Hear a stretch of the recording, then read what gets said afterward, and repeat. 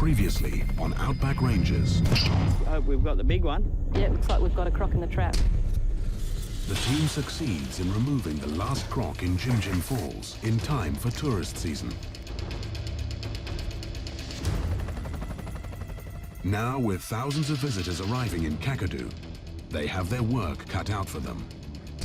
In this episode, Kakadu's search and rescue teams are out in full force as they race to a highway accident scene. Unfortunately, it can be a common occurrence on this road. While rangers hunt down illegal poachers. I think that you have committed an offence under the Commonwealth Place. Taking them, mate. Before gathering all their resources to rescue the injured. They're about to face their toughest challenges in this harsh danger zone.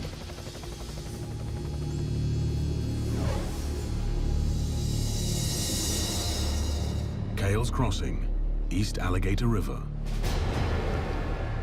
A busy spot in Kakadu, attracting hundreds of anglers each year.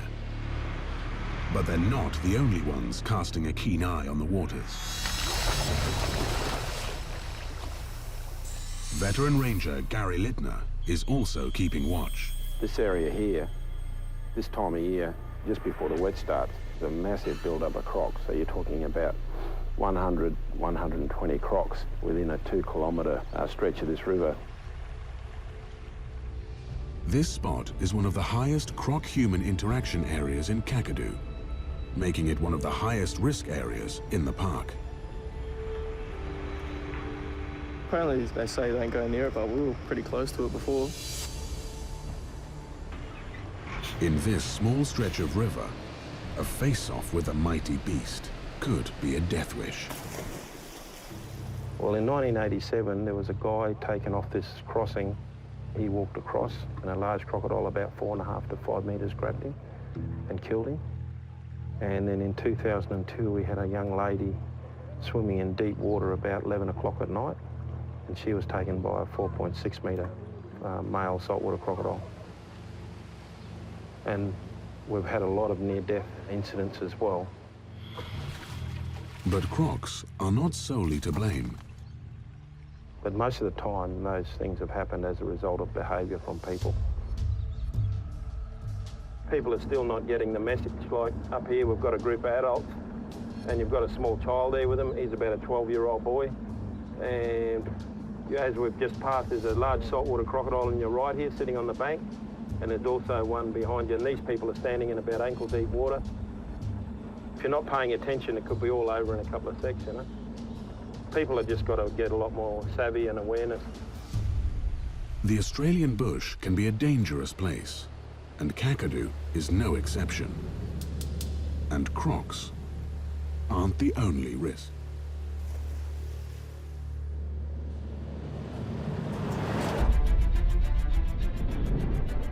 Jabiru headquarters, 9 a.m. Fire Station Officer Steve Anderson receives an emergency call.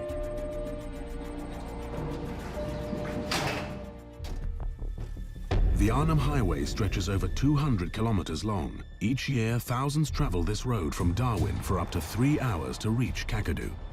The long distances, wildlife, and unpredictable roads mean serious accidents occur in the area. We haven't got much information. It was just that it was a single vehicle rollover, and that's about as much information as we've received yet. Coming into this time of the year, we've got lots of road crashes.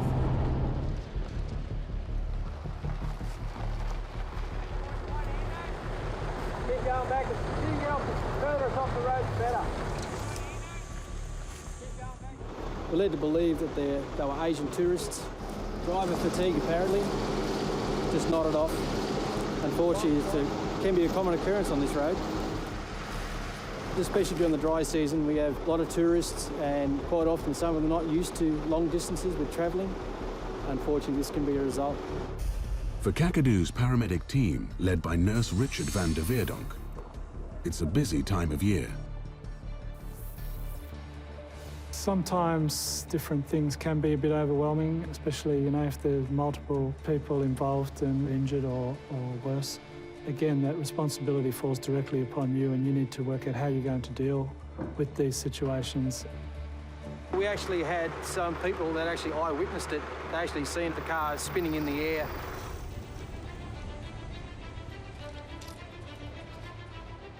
They've been conveyed back to the clinic for observation and checkup as part of their holiday wrecked for them.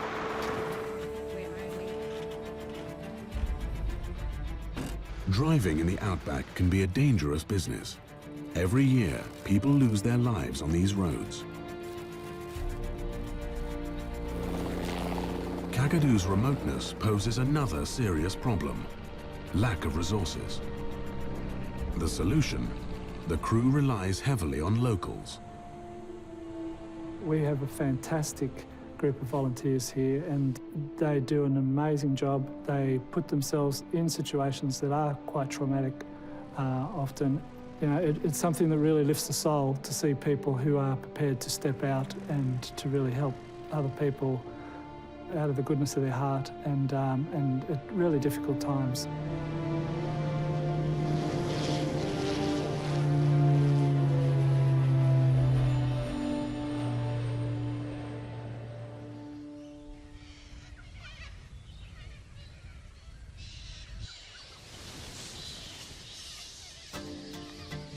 For those who finally make it to Kakadu, the park's incredible wildlife is theirs to enjoy.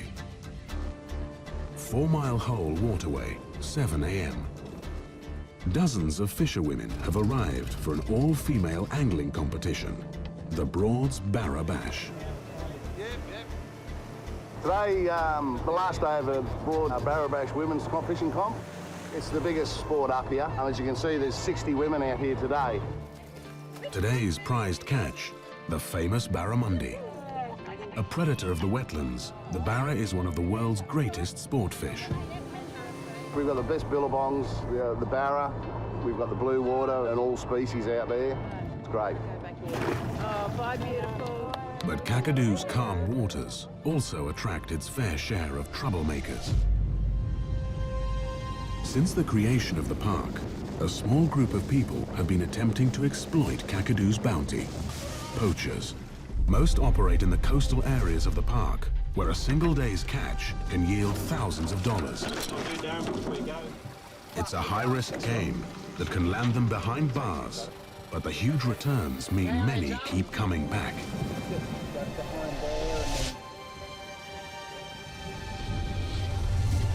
Rangers Gary Lidner and Andrew Wellings act as law enforcement officers, carrying out surveillance exercises.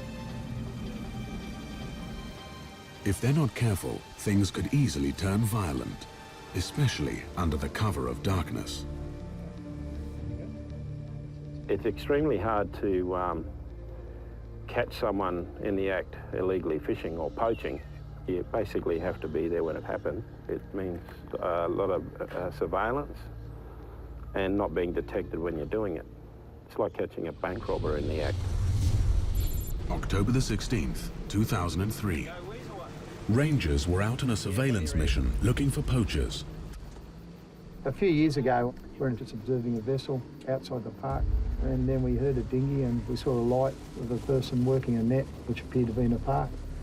And then we decided to go. The Rangers knew the only way to catch them was to chase them down. We just went full speed and they took off as soon as they heard our outboard motors, you know. They were on full throttle on the plane, fleeing back to their mothership to get held for leather outside the park boundary.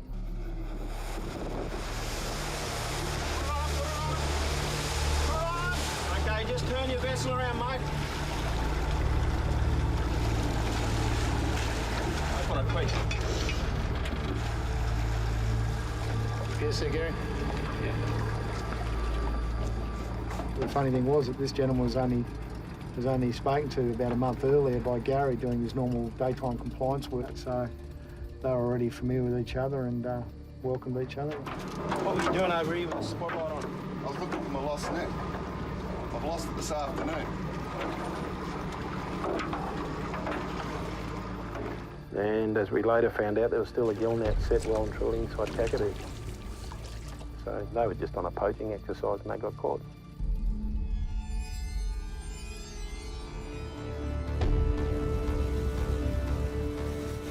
Commercial fishing has been banned in Kakadu since the national park was established in the 1970s. If convicted, perpetrators could face a fine of over $100,000 and a lengthy jail sentence. Have a good day, eh? That's it, mate. Yeah. Bring up park headquarters. Don't get me wrong, there's some really good people in the industry, but there's some that are really disengaged. They're very good at what they do. They're good fishermen, but they're also very good poachers. They travel at night with no spotlight whatsoever. They travel at low tide in total darkness. So you've basically got to match their ability if you want to catch them.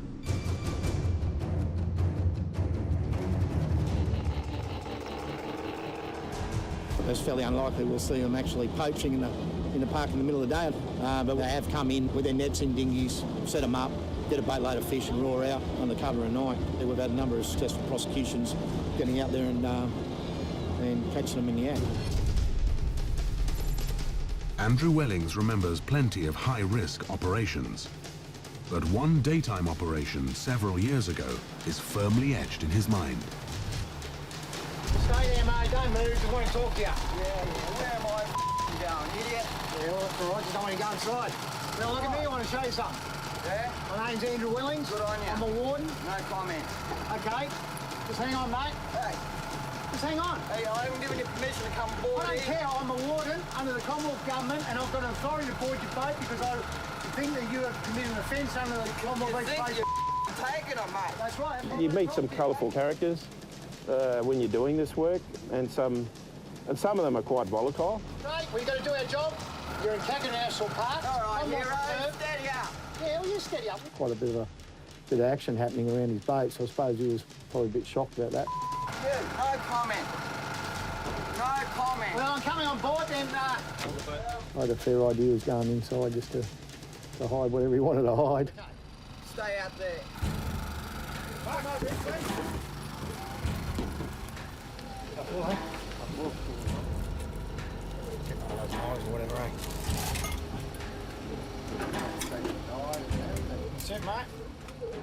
When you do a boarding, it's important for him to look after my back, and equally me look after his back. You've got to remember that we're offshore about 5 to 10 kilometres from one of the coastal islands. If something goes wrong, someone gets hurt, you're probably 5 to 10 hours away. Once the sun goes down, you're on your own. Yep. The search and vessel obviously looking for evidence, nets, traps, spears, guns, protected species. We booked him for everything we could. They had 120 pots set with bait and taken all the crabs out of Field Island. But what he got, I think it was about $15,000 in fines. Lost 2 dinghies, all his crab pots. At the end of the day, you'd be looking $30,000, $40,000 or something like that. Commercial fishing is prohibited within the Commonwealth Reserve. So, from this point on, you don't have to say anything, and anything you do say or do may be used in evidence against you. Do you understand what I just said to you? I understand. We understand there's some more pots in this area. We're going to seize those pots. I'm going to ask you to give me a hand to pull them up. Okay. Why? Okay. Go get. Right. Write that down.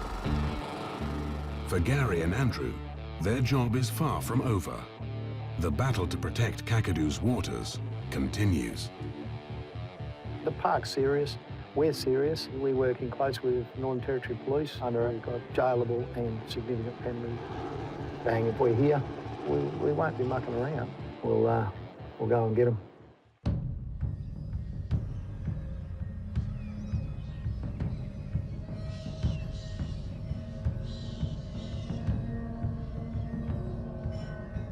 Hundreds of tourists are arriving in Kakadu. While visitors have a good time, rangers are on high alert. Rangers need to make sure that visitors stay safe in this harsh landscape.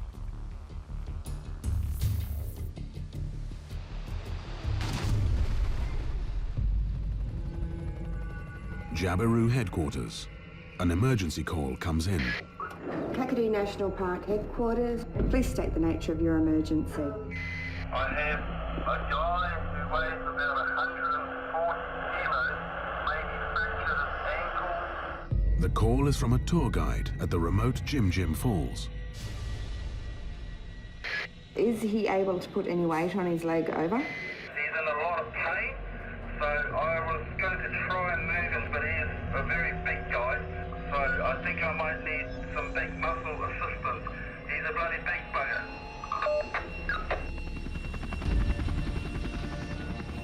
The only way in and out fast is by chopper. Kakadu seasoned pilot Owen Webb steps in to assist. In this rough terrain, a rescue mission of this sort can be challenging. Access, in this case with turbulence, and maintaining safety within the chopper becomes quite a skilled process for the pilots. Anything as we're landing can severely damage the chopper.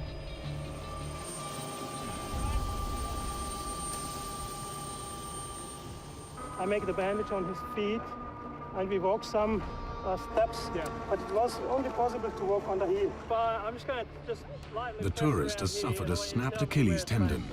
While the injury is not life-threatening, Richard is not taking any chances. We're just going to get you back to the clinic, take the strapping off and have a better assessment. Okay. I just climbed on the rocks and tried to go across. Yeah? Because the sand is really, really hot. Yeah. Sorry, man. I have to...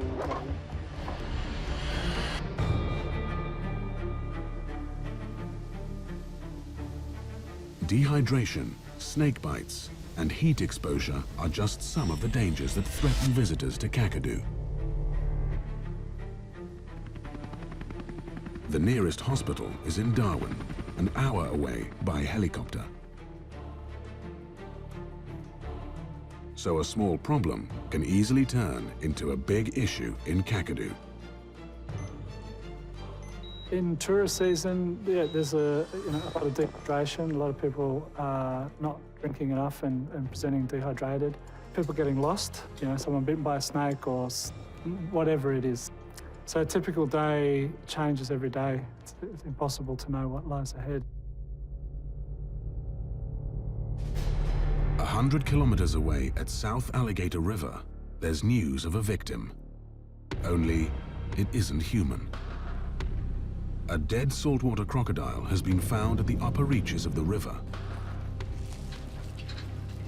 Gary heads out fast to the scene. His partner today, Indigenous Ranger Jonathan Nagy.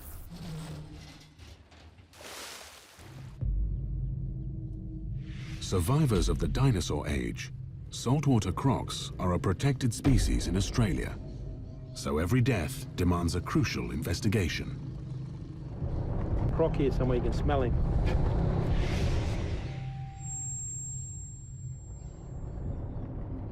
Just keep your wits about you.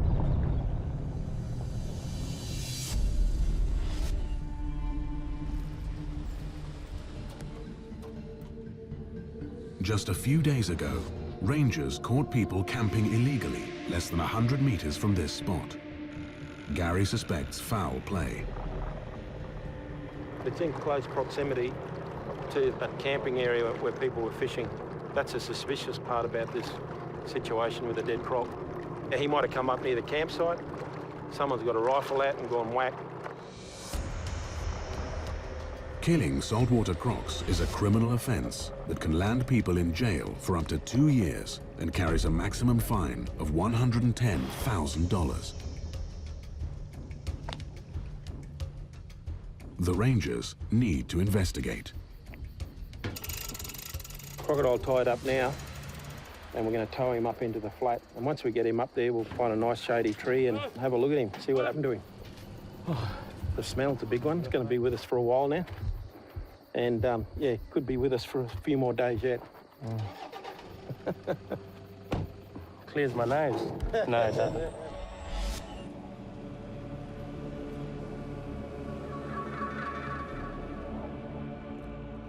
So we've got a 4.76 metre crocodile. He's a big male. You can see his penis coming out here. Big male bull croc. He could be up to 40 years old or more, These crocs are special.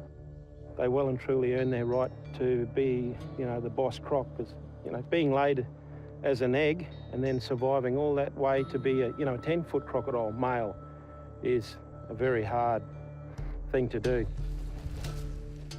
To get to the next stage where he's a big bull croc, he's well and truly earned his right to rule that waterway, you know.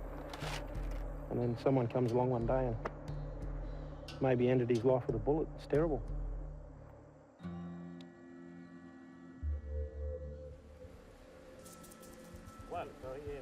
Yep. There's a couple of things that make us think that he might have been shot. There's no bite marks on him. You look at the animal, there's no obvious, like, wounds.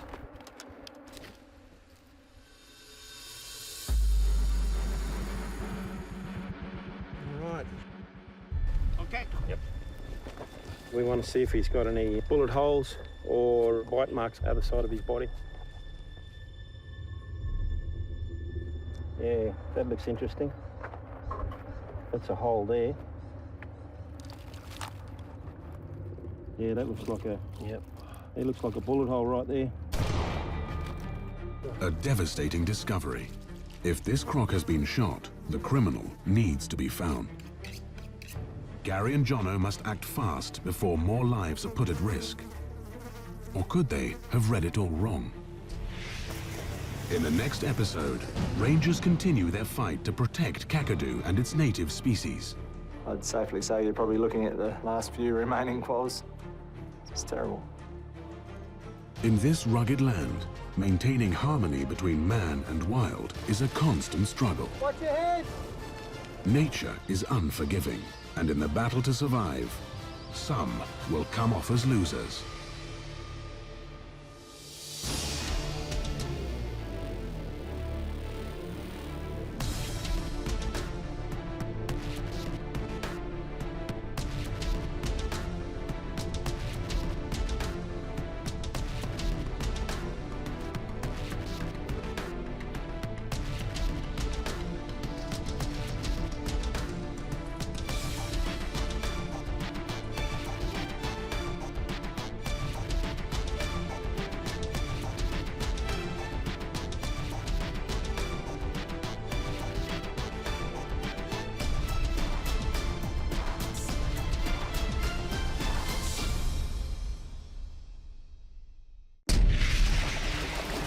Previously on Outback Rangers.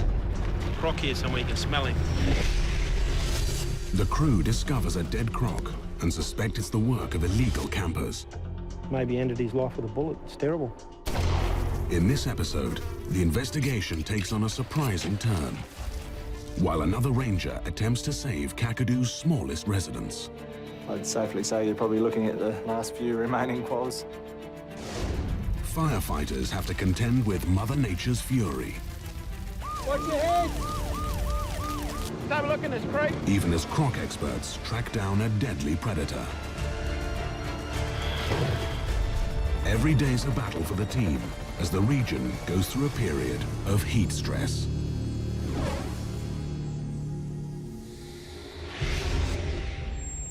South Alligator River. Rangers Gary Lidner and Jonathan Nagy have discovered a dead saltwater croc. Initial investigation reveals suspected bullet holes in the croc's skull. Illegal campers may have shot it. That's a hole there. You get a lot of people shooting crocs, ripping the heads off, just shooting them for fun. You know, people have no respect. Reckless shooting could mean other animals may be in grave danger. It looks like a bullet hole right there. So rangers must get to the bottom of this fast. Yep. There's a couple of things that make us think that he might have been shot. There's no bite marks on him. You look at the animal, there's no obvious, like, wounds. Yeah. So... But something's not quite adding up. You can see where it looks like another bite mark. Because when you get a bullet going in, it's like there's a fracture there, like that. But you can see there's another depression there. Look here, you can see some injuries here. See where it's been bitten about the eye. See that crush mark there on the bone? And there's these bite marks here. You can see them all there. There's another bite mark down the skull here where it's bubbling, and there's a depression tooth mark there. The bite marks tip off the rangers on another possibility. This is starting to look like it's had a fight with another crocodile and come off the loser and basically died as a result of that battle. Just another big croc come through, had a big fight, so they fight face to face like that. So the other one might have had him headlock and might have drowned it like that. You're talking about a 16-foot crocodile here fighting with another crocodile of equal size or bigger. That'd be an impressive fight to watch. To be sure, Gary does an autopsy, crime scene investigation, Kakadu style. With the flesh removed, you can tell whether a bullet's gone into it much easier and also whether another crocodile's bitten it. Beautiful. Done. With no signs of a lodged bullet, the rangers believe the animal died at the hands of a challenger croc. You got another big croc moved in, or this one's moved in and challenged that croc, and unfortunately, there's a loser. As Kakadu dries out, water is scarce, and waterways turn into battlefields. Crocs duke it out over territories. The animal kingdom's not a nice place if you think it from human terms, but it's a reality for a crocodile. You've got to deal with threats from other crocs. For us, that's what you want. It illustrates a healthy croc population and the crocodiles basically controlling each other.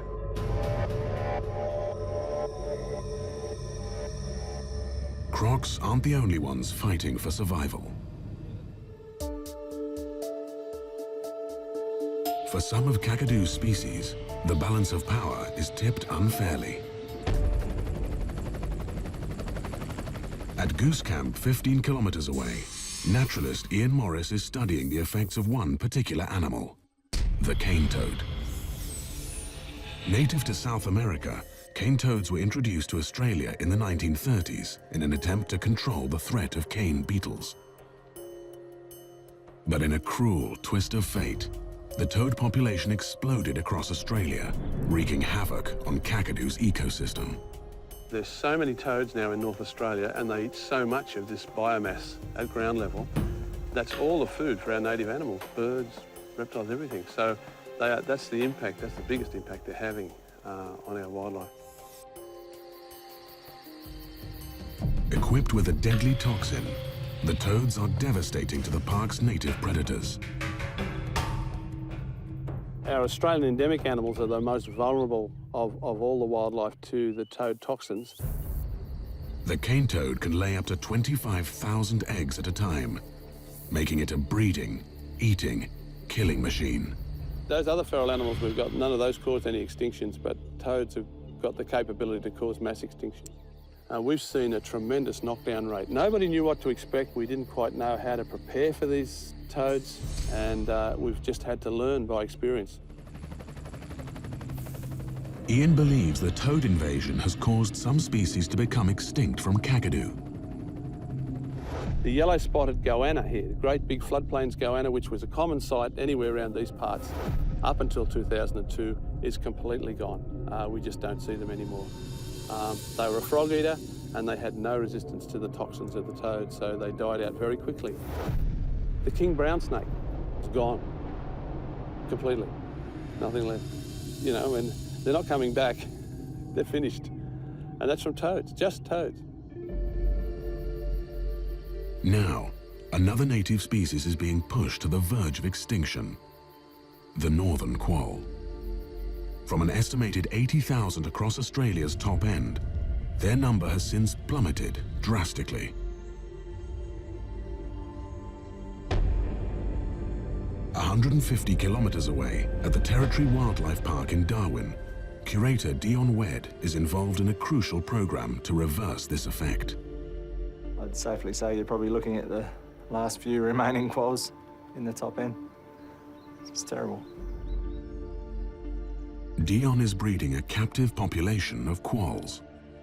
And we've kept quolls right from the time that they were really, really common and in everyone's backyards to now where they're listed as critically endangered. So we understand the husbandry, we understand how to look after them, how to hand raise them, their reproductive biology.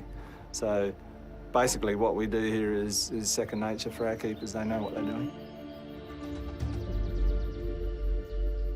The park has teamed up with university researchers in a project that trains quolls to avoid these toxic ferals. You can actually teach the animals to avoid cane toads.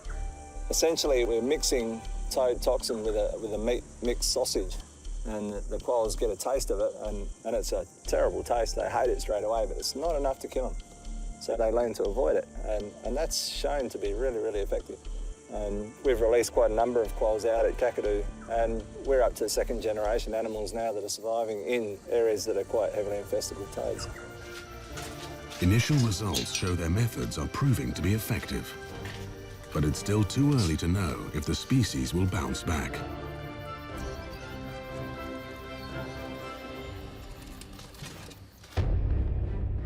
A coordinated effort is underway to save the quoll. Ranger Anne O'Day has joined the fight. Anne carries out trappings to keep track of their numbers in the park. Small mammals have been declining across Australia for many, many years, and adding cane toads to the mix has really seen a much steeper decline of some of the species. Small mammals are in the food chain for so many species, and just to take those out of the landscape's just going to be a disaster. Well, quolls used to be so common that they were kind of a welcome pest in your house. In some sites across Kakadu, the quolls have disappeared completely. They could now be extinct in less than a decade. There were just quolls everywhere, and then toads arrived, and within a year their numbers just plummeted. Today, Anne heads out to South Alligator to set up traps. If she fails to find a quoll, it may mean the species has vanished from the site. Her partner, South Alligator Chief Ranger Khan Spokes. So you haven't trapped this area before? No, but those rocks over there look like a good place for quolls to den. Yeah. Maybe if we do a square around that. Hopefully we'll find a quoll. Yep. When I first came here, you know, quolls would be bashing around your house, bashing around in your dishes, you know, you felt like they were there everywhere. And now you're lucky to see one at all. So just to see those animals go completely would be terrible. So we do what we can to keep them here. Quolls have been massively impacted with the cane toads. We've managed to get a photo of a quoll out on one of the other sites, which was a rare event and sort of a bit of cause for excitement. So we'll see if we can find a couple more. We can start finding them and they're coming back from the cane toad invasion. That'll be a massive plus there. With the traps now in place, Anne can only hope their effort will bear fruit.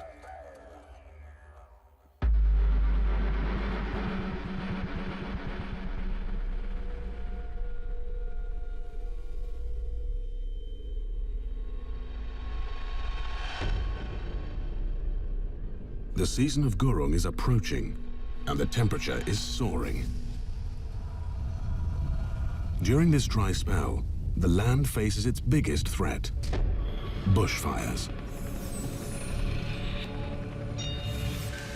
A common occurrence, these fires can turn deadly in mere seconds. The nation is on red alert tonight as bushfires rage out of control across the country.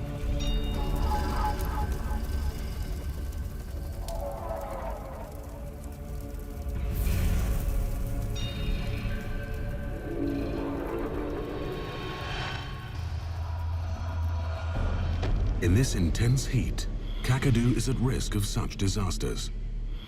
The remote town of Jabiru is surrounded by 100,000 square meters of bush, the perfect field for bushfires. It's only a matter of time before one of these reaches town. It's Fire Station Officer Steve Anderson's job to manage the situation. We have our dry season, which pretty much dries everything out to crispy brown colour, and then high percentage of the park then burns. Anything heading towards the town, we have to make sure that we do our own hazard reduction burning to pull stuff up, because once it gets a full head of steam up, there's nothing stopping it. But we actually see a lot of smoke, that's for sure. Steve must act fast. Hazard reduction burns are the first step in managing the imminent threat. Steve relies on his team of volunteers. One crew, Tamika, Jen and Treen, are known as Ando's Angels. Ando's Angels. The team is burning a boundary line to create a buffer zone around the town.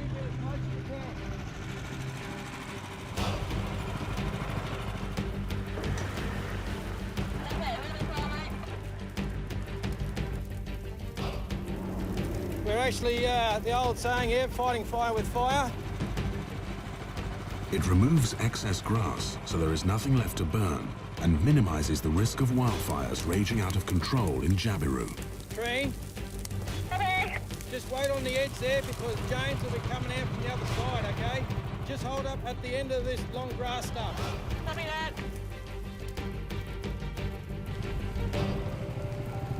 The boundary lines seem to be in place, but they need to be sure. Hey, Jen, just make sure everything out on that side's blacked out, no smoke, eh?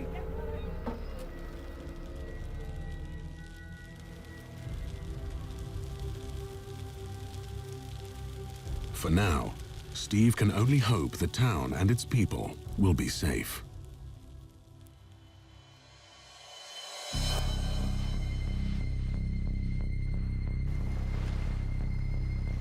As the waterways dry up, rangers are armed with an important mission.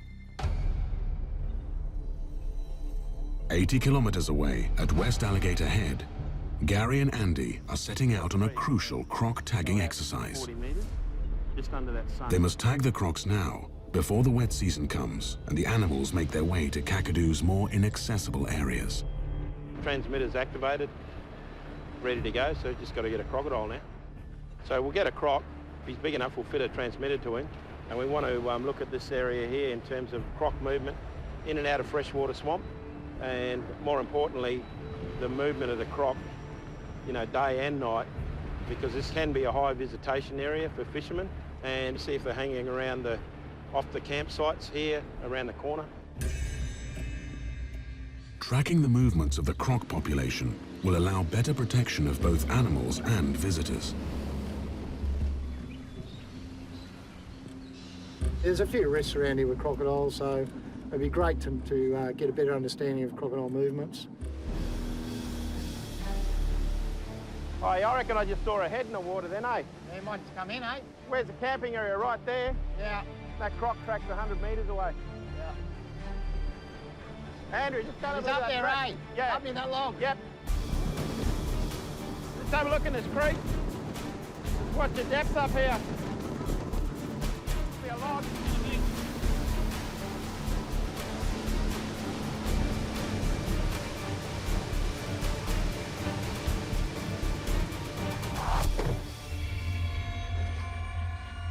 Too far. Bit too far. As soon as he gets in that water, he's gone. But really, we wanted to be another 2 or 3 metres closer, but Andrew, it was a good approach. Yeah, right. So that's how wary they are during daylight hours. Gary and Andy decide to wait it out until night, when the crocs will be more active, and they'll be able to approach them under the cover of darkness. With this swell, it's making it pretty difficult to, boat around and do the work. We're better off on a calm night, that's for sure. It's going to be a testing one. Haven't done one of these for a while.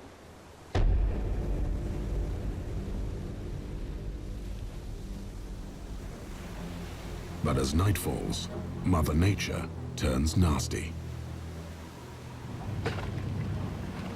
Larry, sitting all right? When you go in, Andrew, you better swing back on an angle with the wind. A sudden storm strikes.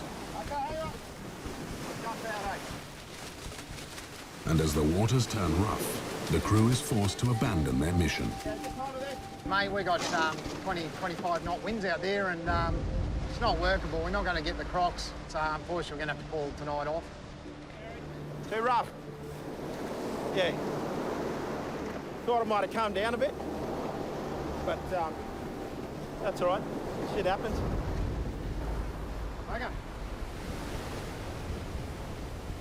With the storm forcing them onto land, Gary and Andy will have to set up camp smack in the middle of Croc territory.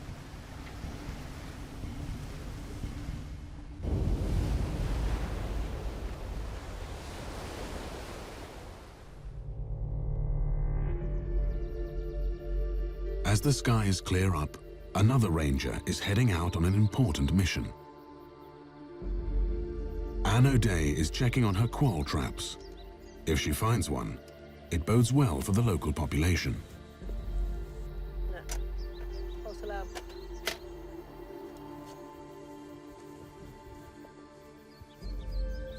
Yeah, I've checked most of the traps here, but what we're after here is quolls.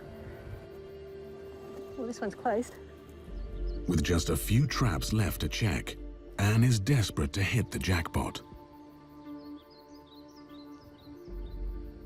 Might be something in there. It's a quoll! It's actually a quoll. It's a baby quoll. Yeah, it's just a little baby. This just means that there's another population of quolls out there that we didn't know about, and there's not many of those. So, best case scenario, these little guys could make a comeback. So it's got all its fur and everything, but I think it's still probably relying on its mum for a bit of milk. They breed up at this time of year so that by the time the wet season comes and there's insects and food everywhere, the little tackers are out getting to be independent and they've got plenty of food. Little fella like this means there's at least a mum and there was at least a dad. Of course I say was because after they breed up, after the breeding season, the males, most of them just die. I'll let it go just exactly where we trapped it, then it will be able to find its way back to its den.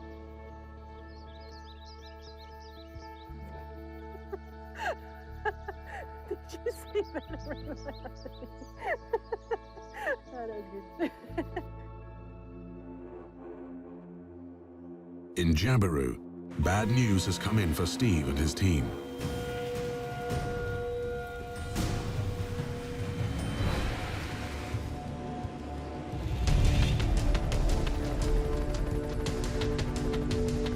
An abandoned campfire from 2 weeks back has grown into a raging bushfire. It has already burned through 40 kilometers of bush and is heading straight for town. Trade and rolling runway 09 Jabiru. It's now working its way across and it's got a couple of little creeks to jump before it starts heading towards town, but there's every chance it's beaten a lot of fire breaks so far. It's sort of burning in here somewhere, isn't it?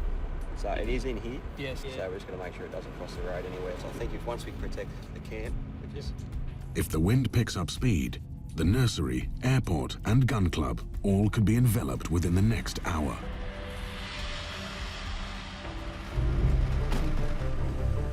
The crew decides the best course is to fight fire with fire. But they've got to move fast before another wind change occurs.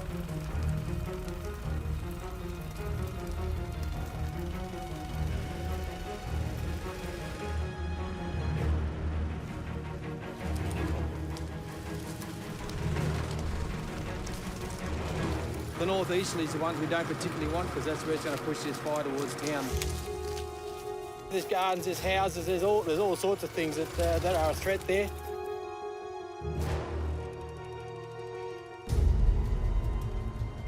We're about 1 kilometre away from the edge of the township of Jabiru. If it jumps this track, then yes, it's a concern. Steve and his team are working against the clock. The closest resources are hours away, and if they can't keep the flames under control, the township is in serious danger. Ow! In the next episode, the crew continues to battle the fire. It's jumped there, it's trained the line.